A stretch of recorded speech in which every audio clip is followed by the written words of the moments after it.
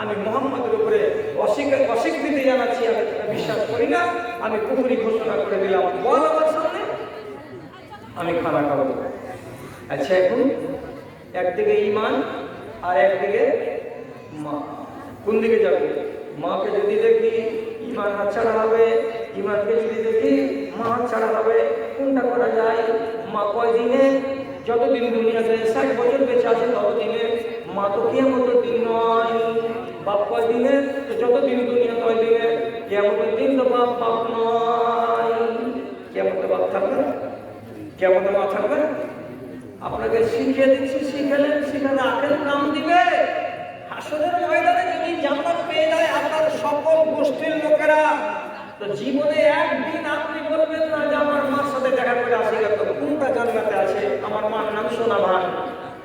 মা থাকবে না। মা জীবনে বলবে না যে আমার ছেলের নাম জিয়াউল, একটু দেখা করে আসি তো ছেলেটা কোন দিকের জান্নাতে আছে। জান্নাতে কোনো রিশতা থাকবে না। জান্নাতে মা আর বাপ আর ভাই ভাতিজা বলে কোনো বংশ পরিচিতি থাকবে না। একটি মাত্র পরিচিতি থাকবে, সেটা কি? আল্লাহ পাকের নবীর সঙ্গে যারা রিশতায় জড়িত তারা, তাছাড়া আর কেউ থাকবে না।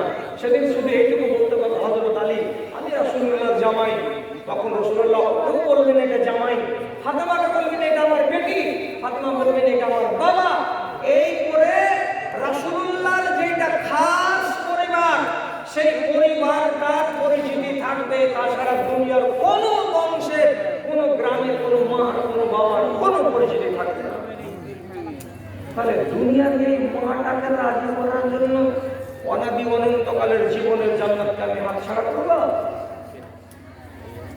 তখন সাদ নিজের মার কাছে, কানের কাছে মুখ লাগিয়ে দিয়ে বলছে, আম্মা, এগুলো হলো দ্বীনের ব্যাপার, এগুলো ধর্মের ব্যাপার। তুমি তোমারটা মেনে খুশি হও, আমি আমারটা মেনে খুশি হই, খানাটা খেয়ে নাও না, তোমাকে শেষবারের মতো বলছি। মা ওই চোখ বুঝে আত্মরা হয়ে ঝিল ধরে বলছে, তখন শেষবারের মতো বলছি, জীবন বেরিয়ে যাবে সেও ভালো না, কত বড় জীব। তখন সাত বিন আবি ওয়াক্কাস নিজের মা বলছেন, লাউ আতাকিল্লাহু মিয়াতা আরওয়াহিন সুম্মা খারাজাত মিনহু ওয়াহিদাতান ওয়াহিদাতান। ও মা, শুনো, তোমাকে তো আল্লাহ তাআলা একটা রূহ দান করেছে। আমার কথাটা শুনো মা, তোকে যদি আল্লাহ তাআলা 100টা রূহ দেয়, 100টা রূহ দান করে, আর একটা একটা একটা একটা করে তোর সব রূহ যদি বেরিয়ে যায়, তো 99টা রূহ বেরিয়ে যাওয়ার পরে শেষ রূহটা যখন তোর বের হতে যাবে, তখন যদি তুই আমাকে বলিস বেটা ইসলাম থেকে ফিরে আয়, আমি কখনো ইসলাম থেকে ফিরবো না। অতএব তোমার মতো মা আমি চাই না। করা যাবে? আজ মায়ের সাথে শত্রুতা করতে যদি এরকম মা থাকে, যে মা আপনাকে আপনার দ্বীনের পথে বাধা হয়ে দাঁড়াবে, আপনার ঈমানের পথে বাধা হয়ে দাঁড়াবে, একদম আল্লাহর ফরমান চলবে না, বাপকে বাপ বলা চলবে না। ওয়ালাউ কানা আবাহুম ওয়া ইখওয়ানুহুম ওয়া আশীরাতুহুম, আপনজন হতে গেলেও, বেটা হতে গেলেও, ভাই হতে গেলেও, বাবা হতে গেলেও, ওকে ডন্ট কেয়ার, ফেলে দাও ডান দিকে, আর দিয়ে নিজের ঈমানের উপর অটল দাঁড়িয়ে থাকো।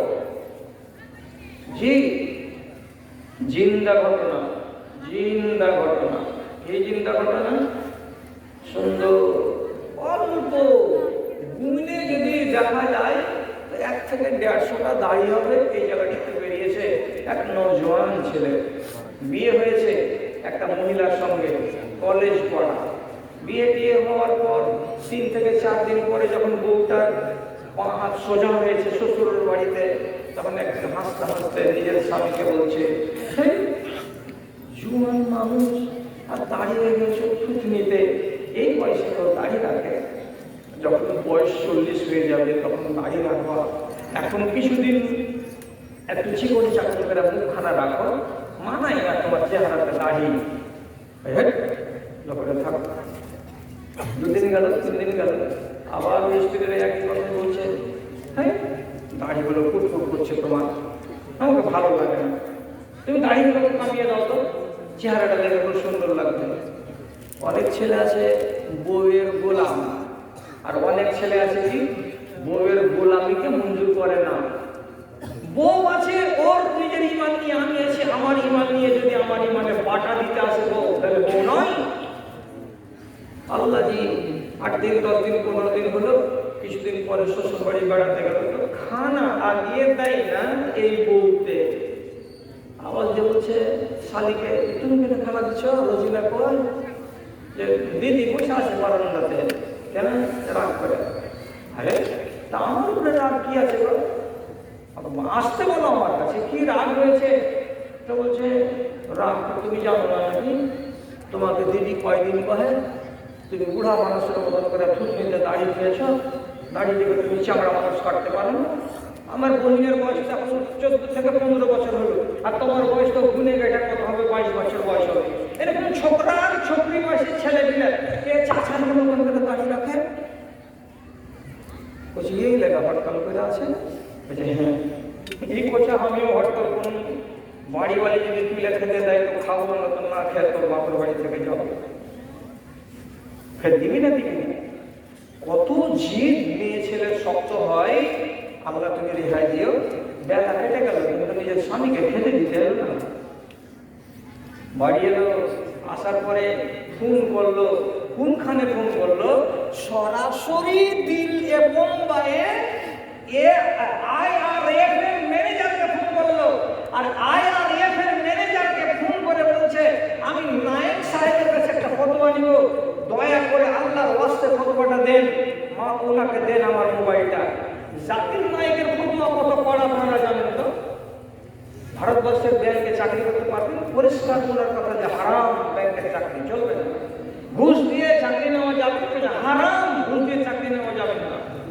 ওকে যখন ফোন করেছে এরকম এরকম ব্যাপার, আমার স্ত্রী আমাকে বলছে দাড়ি ছাড়ো, আর না ও আলাদা হয়ে যাবে, কি করতে হবে? ওখান থেকে খবর দিল স্পষ্ট ভাষায় যে ওই বাড়িওয়ালিকে বাদ দিয়ে দাও, এই বাড়িওয়ালি তোমার ইমানের দুশমন, আগামী দিনে আরো বড় আবদার করে বসবে, সেই দিন তুমি ওর আবদারকে মেনে নিবা, আর তারপরে তোমার ইমান আস্তে আস্তে ড্যামেজ হবে, ওকে বাদ দিয়ে দিতে পারা যায়। দলিল আছে বাদ দেওয়া। আর যখনই বাদ দিয়ে দেওয়ার কথা শুনে নিল, বাড়ি এসে দেখলেন তালা, যা তুই তোর বাপের বাড়িতে যা, আর দাড়ি চাষা লোক যেখানে পারে বিয়ে করে থাকবা। জি, তাহলে অনেক সময় এরা কি হয়, শত্রু হয়ে যায়। বাঁচাবেন কি করে? ত্যাগ করে দেন ওকে। আমি আপনাকে সঠিক কথা বলছি, যেই বেঈমান শয়তানটা রাসূলুল্লাহর কাঁধের উপরে মুখের ঘুড়ি চাপিয়েছিল, তারই বেটি, দুশমনের বেটি উম্মে কুলসুম রাদিয়াল্লাহু তাআলা আনহা, ঈমান আছে। ঈমান আছে তো দুই ভাই, বাপ তো মরে গেছে, দুই ভাই এখনো বেঈমান। বোন লুকিয়ে লুকিয়ে ঈমানদারি করছে বাড়িতে। শেষ পর্যন্ত রাসূলুল্লাহ যখন হিজরত করে চলে গেলেন মদিনা, তখন মক্কা থেকে 14-15 কিলোমিটার দূরে একটা ফাঁকা জায়গায়, যেটা মদিনা যাওয়ার রাস্তা, এই জায়গাতে চুপচাপ দাঁড়িয়ে আছে।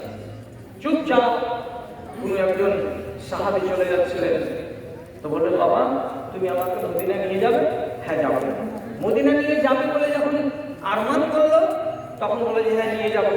তো উকবা বিন আবি মুঈতের মতো জল্লাদের মেয়ে উম্মে কুলসুমকে পৌঁছে দিল আরেক মুসলমান সাহাবী, কোথায়? তো মদিনায়। আর যেমনি মদিনাতে গেছে, সাথে সাথে